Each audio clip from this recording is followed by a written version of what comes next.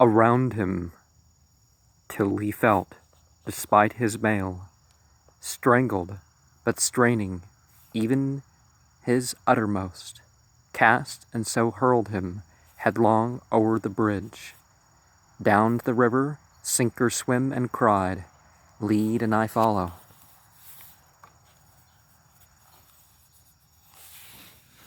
I lead no longer, ride thou at my side. Thou art the kingliest of all kitchen knaves. O trefoil, sparkling on the rainy plain, O rainbow with 3 colors after rain, shine sweetly, thrice my love hath smiled on me. Sir, and good faith I fain had added, knight, but that I heard thee call thyself a knave, shamed am I that I so rebuked, reviled. Missaid thee, noble, I am, and though the king scorned me and mine, and now thy pardon, friend, for thou hast ever answered courteously, and wholly bold thou art, and meek withal, as any of Arthur's best, but being knave, hast mazed my wit. I marvel what thou art. Damsel, he said, you be not all to blame, saving that you mistrusted our good king. Would handle scorn, or yield you asking, one not fit to cope your quest. You said your say, mine answer was my deed, good sooth I hold. He scarce is knight, yea, but half man, nor meet to fight for gentle damsel, he who lets his heart be stirred with any foolish heat, at any gentle damsel's waywardness, shamed, care not. Thy foul sayings fought for me, and seeing now thy words are fair, methinks there rides no knight, not Lancelot, his great self, hath force to quell me, nigh upon that hour, when the lone heron forgets his melancholy, lets down his other leg, and stretching dreams of goodly supper in the distant pool, then turn the noble damsel smiling at him, and told him of a cavern hard at hand, where bread and bacon meats and good red wine of Southland, which the Lady Lyonors had sent her coming champion, waited him.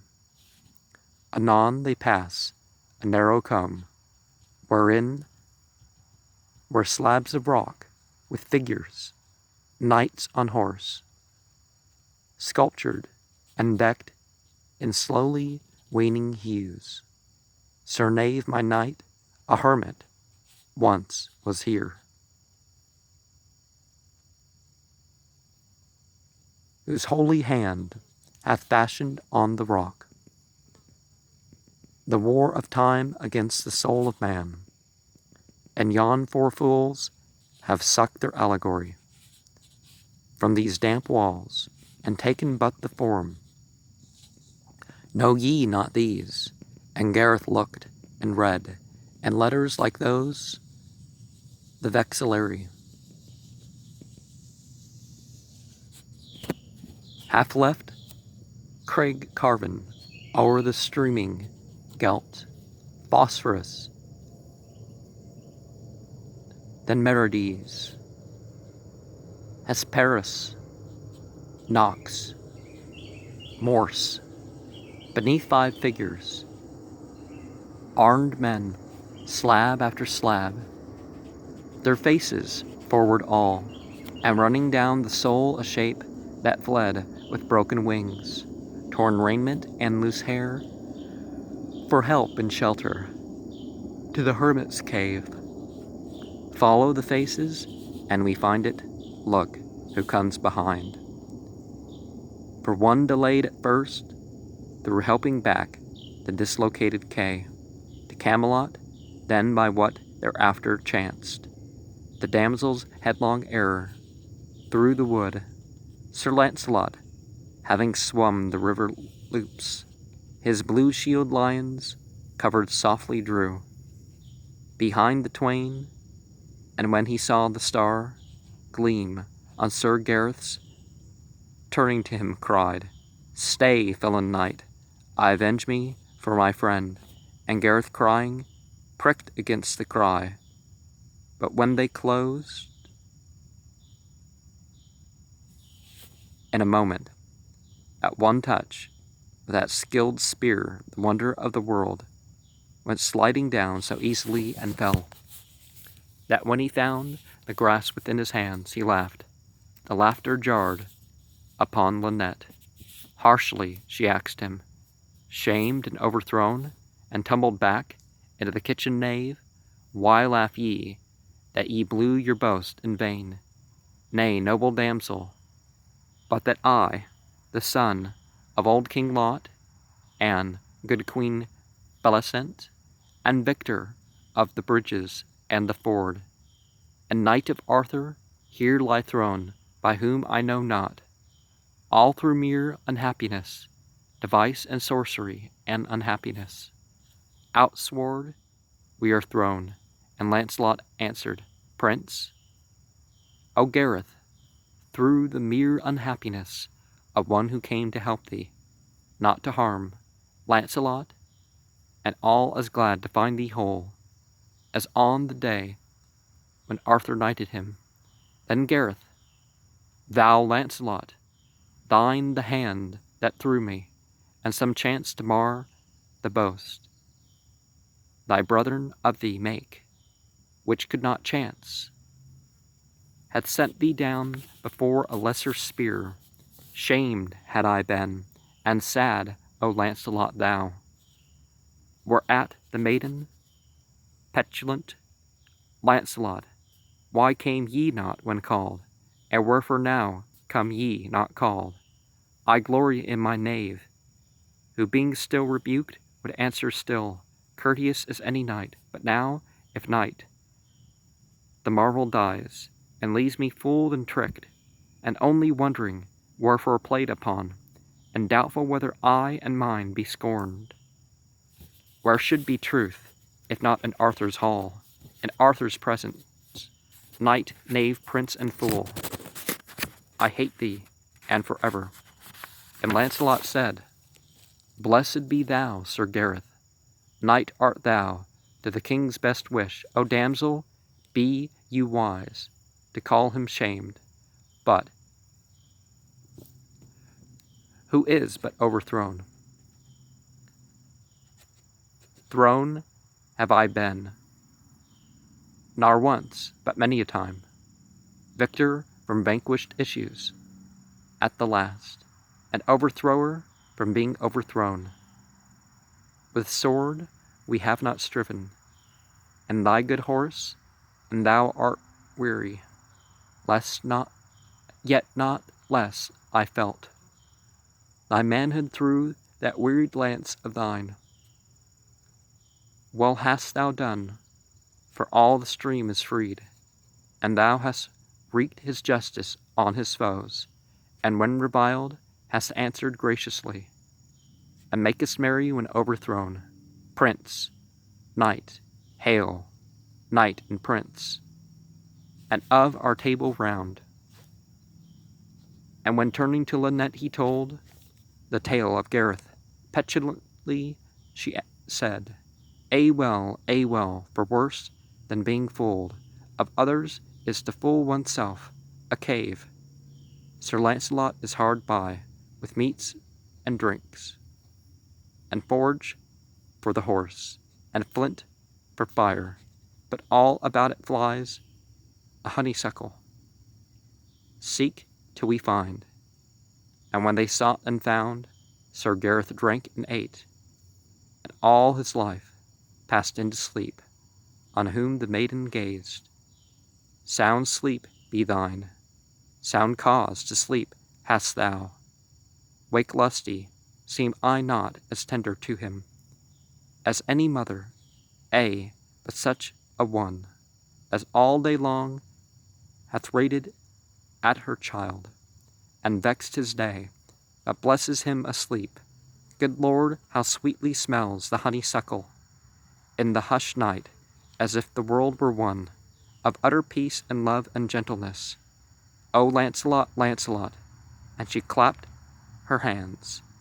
Full merry am I to find my goodly knave is knight and noble. See now sworn have I, else yon black felon had not let me pass, to bring thee back to do the battle with him. Thus, and thou goest, he will fight thee first. Who doubts thee victor, so will my knight knave miss the full flower of this accomplishment. Now, to a degree, men naturally repel from violence towards women. They kind of, it takes a lot more. But nowadays, due to feminism, left and right, men are being violent towards women, even fighting with them just the same. So this sort of thing is, hard to come by, where a man goes around fighting for a woman. Although there are some women who want the guys to go around fighting, but so they get a bit misled by these sort of stories too. Well, there are people like this without the stories, but you know what I mean.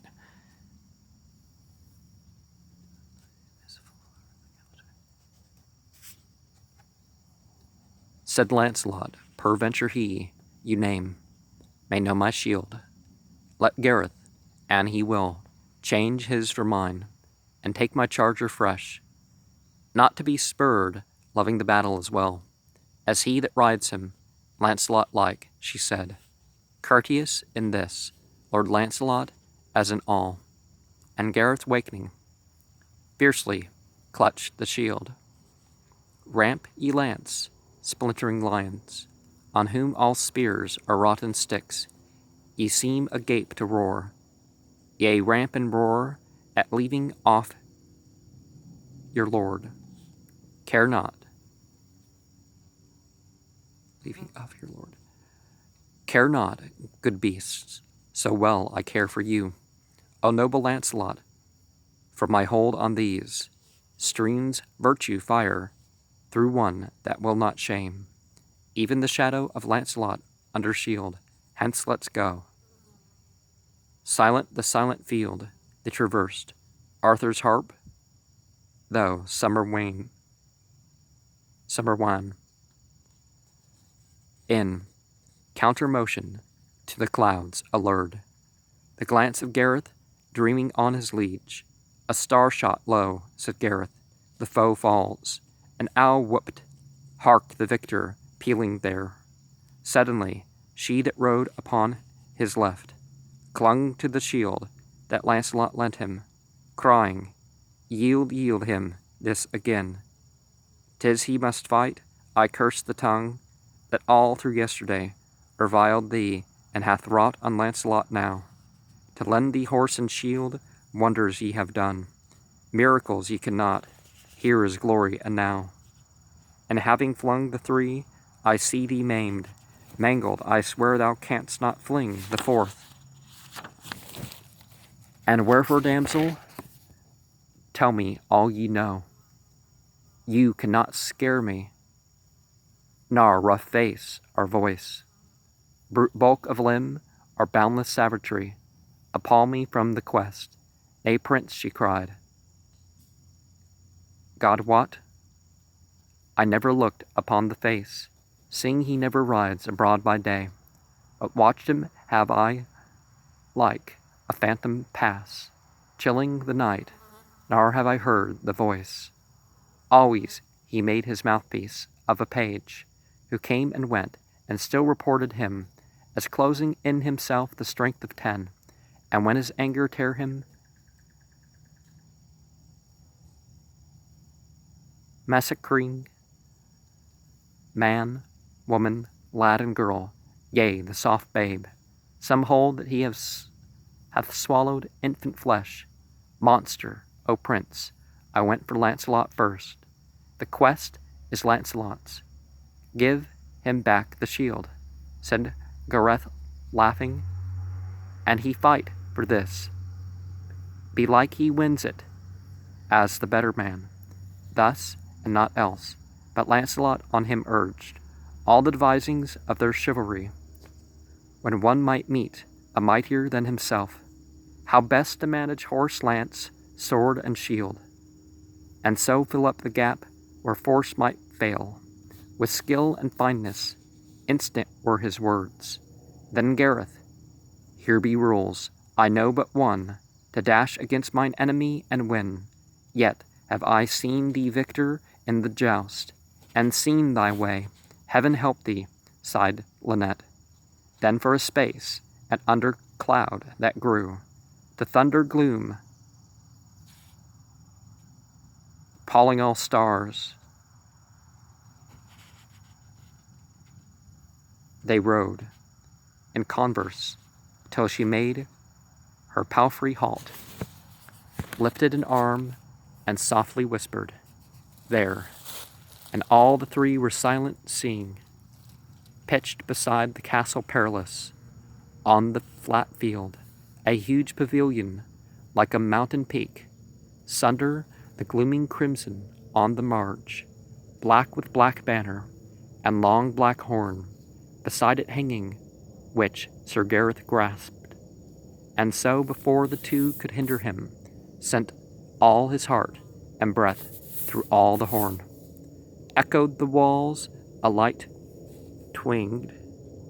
Anon came lights, and once again he blew, whereon were hollow tramplings up and down, and muffled voices heard, and shadows passed, till high above him, circled with her maids, the Lady Lyonors at a window stood, beautiful among lights, and waving to him white hands and courtesy. But when the prince 3 times had blown, after long hush at last, the huge pavilion slowly yielded up. Through those black foldings, that which housed therein, high on a night-black horse, in night-black arms, with white breastbone and barren ribs of death, and crowned with fleshless laughter, some 10 steps. In the half-light through the dim dawn advanced the monster, and then paused and spake no word. But Gareth spake, and all indignantly, fool, for thou hast, men say, the strength of 10. Canst thou not trust the limbs thy God hath given? But must, to make the terror of thee more, trick thyself out in ghastly imageries of that which life has done with, and the clod, less dull than thou, will hide with mantling flowers, as if for pity, but he spake no word, which set the horror higher. A maiden swooned, the Lady Lyonors, wrung her hands and wept, as doomed to be the bride of night and death. Sir Gareth's head prickled beneath his helm, and even Sir Launcelot through his warm blood felt ice strike, and all that marked him were aghast. At once Sir Launcelot's charger fiercely neighed, and death's dark war-horse bounded forward with him. Then those that did not blink the terror saw that death was cast to ground, and slowly rose, but with one stroke Sir Gareth split the skull. Half fell to right and half to left and lay. Then, with a stronger buffet, he clove the helm as thoroughly as the skull, and out from this issued the bright face of a blooming boy, fresh as flower, newborn and crying, Knight, slay me not, my 3 brethren bade me do it, to make a horror all about the house, and stay the world from Lady Lyonors. They never dreamed the passes would be passed. Answered Sir Gareth graciously to one, not many a moon his younger, my fair child, what madness made thee challenge the chief knight of Arthur's hall? Fair sir, they bade me do it. They hate the king and Launcelot, the king's friend. They hope to slay him somewhere on the stream. They never dreamed the passes could be passed. Then sprang the happier day from underground, and Lady Lyonors and her house, with dance and revel and song, made merry over death, as being after all their foolish fears and horrors only proven, a blooming boy. So large mirth lived, and Gareth won the quest. And he that told the tale in older times says that Sir Gareth wedded Lyonors, but he that told it later says Lynette. And one of the things that we can look at things like this is, what does the difference mean?